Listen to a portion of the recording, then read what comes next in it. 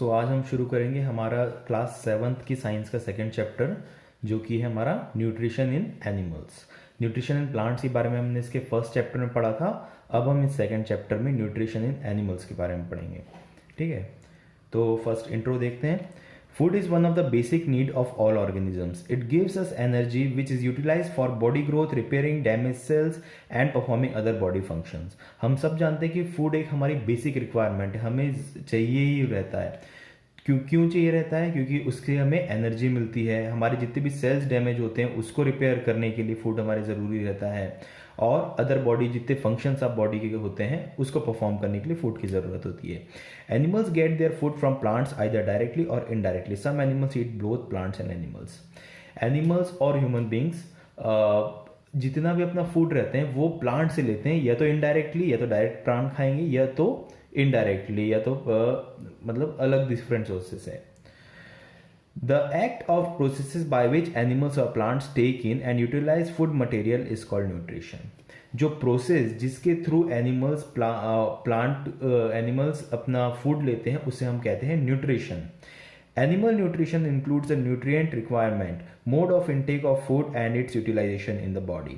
The food contains different components such as carbohydrate, fat, protein, vitamin, minerals and which are known as nutrients.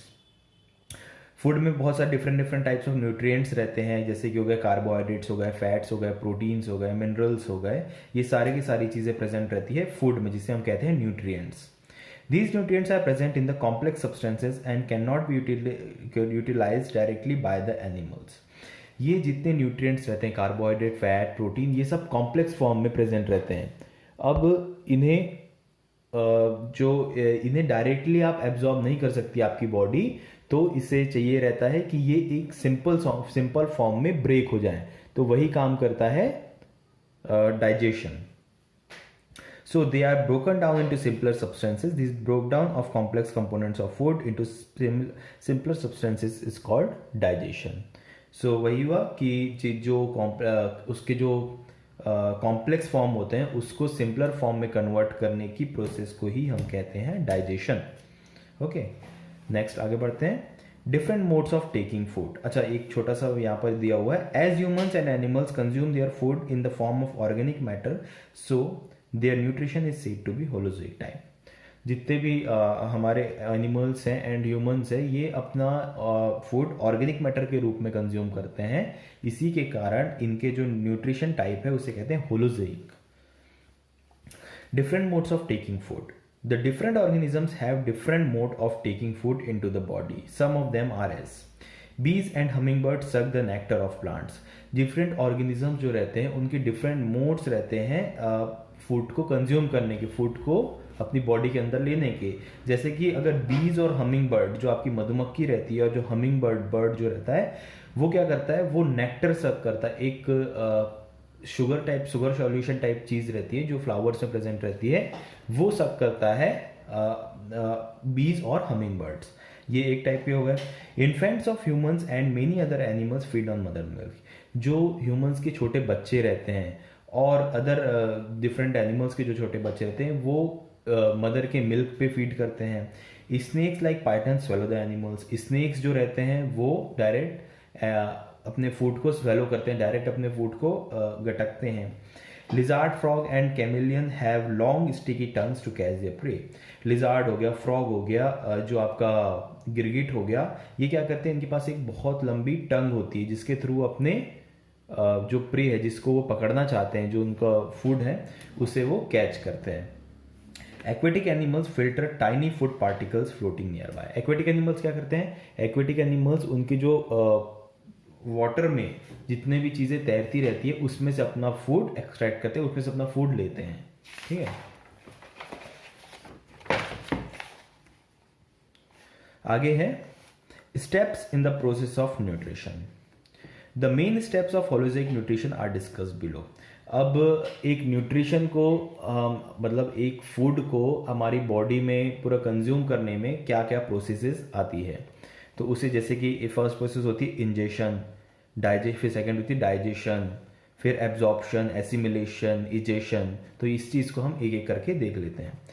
First है ingestion. This is the process of taking in of food. It includes two steps, capturing of food and eating it.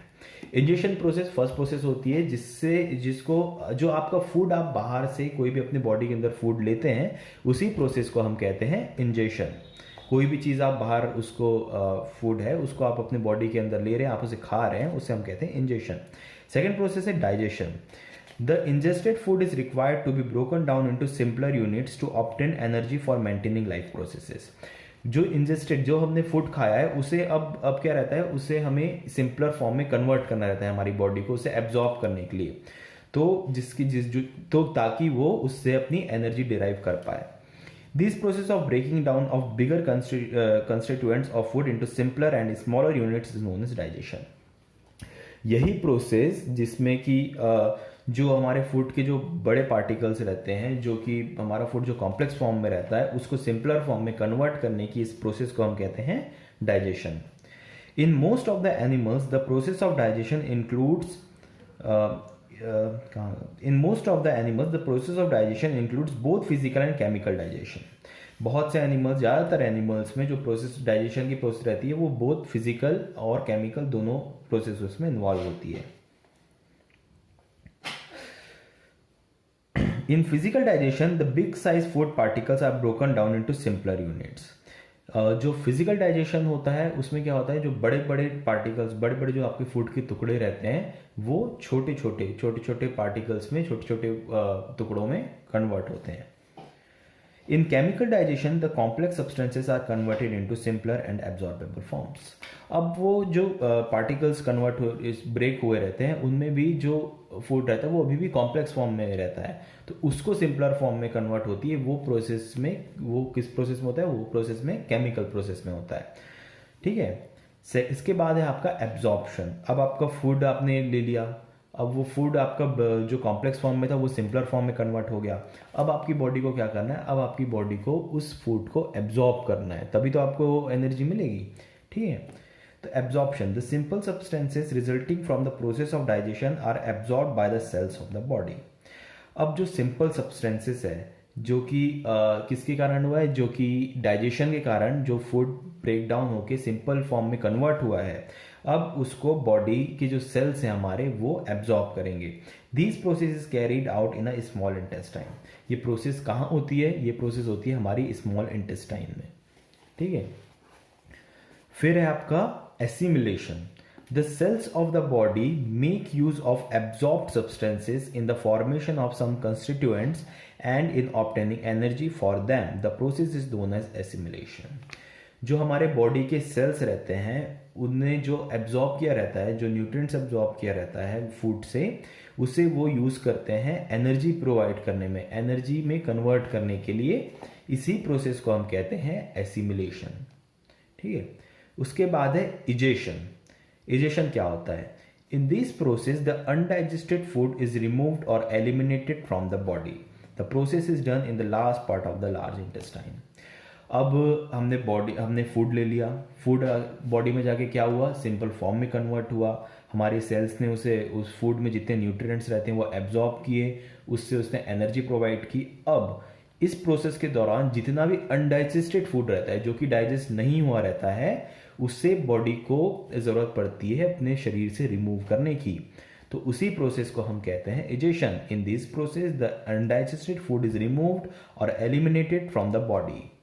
ठीक है. और ये process होती कहाँ है? ये process होती है हमारे last part of large intestine में. हमारी जो लार्ज इंटेस्टाइन रहती है उसके लास्ट पार्ट में ये प्रोसेस होती है. अब modes of nutrition in animals देख लेते हैं. ठीक है. डिफरेंट मोड्स ऑफ न्यूट्रिशन होते हैं हर एनिमल के लिए, तो वो एक बार पढ़ लेते हैं. Different organisms use different methods to get food. अलग अलग ऑर्गेनिज्म जो होते हैं वो अलग अलग मेथड्स यूज करते हैं अपना फूड लेने के लिए.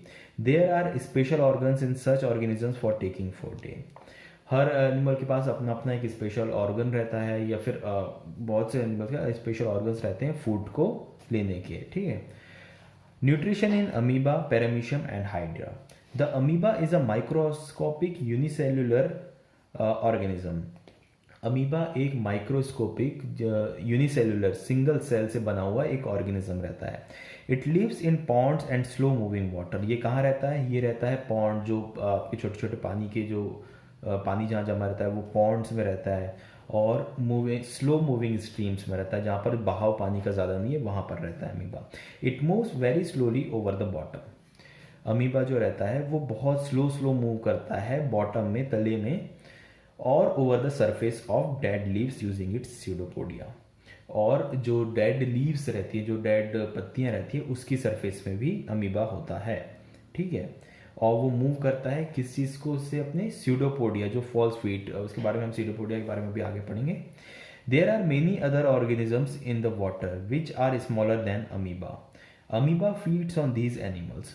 बहुत से ऐसे ऑर्गेनिजम्स वाटर में प्रेजेंट रहते हैं जो कि अमीबा से भी छोटे रहते हैं, उसमें अमीबा उन्हीं को खा के सर्वाइव करता है।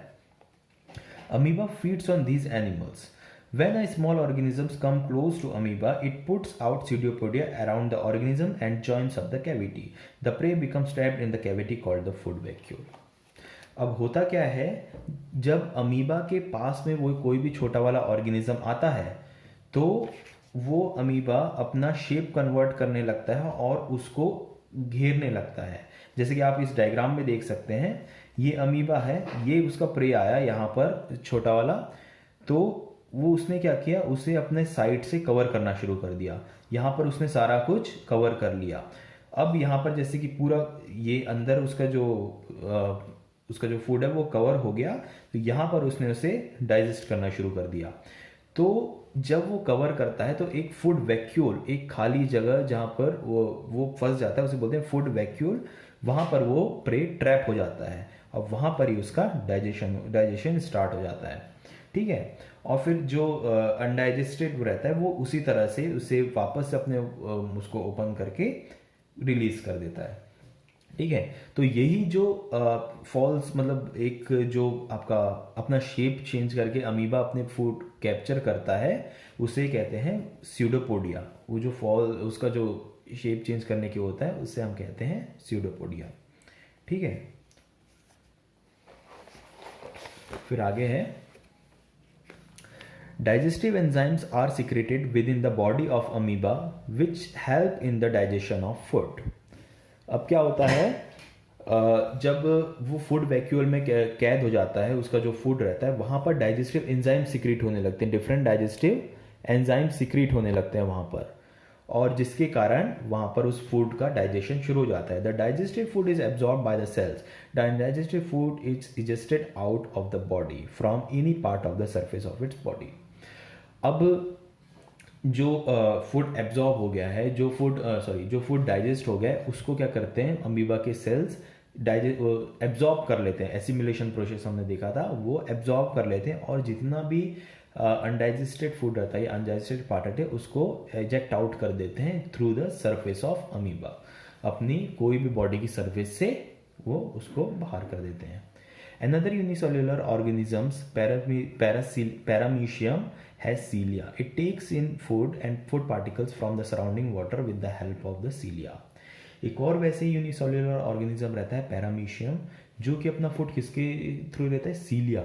सीलिया होते हैं छोटे छोटे बाल के जैसे, उनके बॉडी के सरफेस में प्रेजेंट रहते हैं, बहुत बारीक बारीक महीन महीन से, उसके थ्रू अपना फूड को कैप्चर करते हैं। जब भी कोई प्रे उनके आसपास आता है वो धीरे धीरे धीरे उसके सीलिया के थ्रू उसे खसकाते हुए अपने माउथ के अंदर ले लेते हैं। The hydra is a multicellular organism. It has tentacles. It captures food with the help of its tentacles. The tentacles hold the food, they then contract and gradually curl towards the mouth. The mouth opens and receives the food. Hydra एक multicellular organism होता है। इसमें क्या present रहते हैं, जैसे कि amoeba में स्यूडोपोडिया होता है, अपना पैरामीशियम में सीलिया होते हैं छोटे छोटे बाल, वैसे ही हाइड्रा में होते हैं टेंटिकल्स।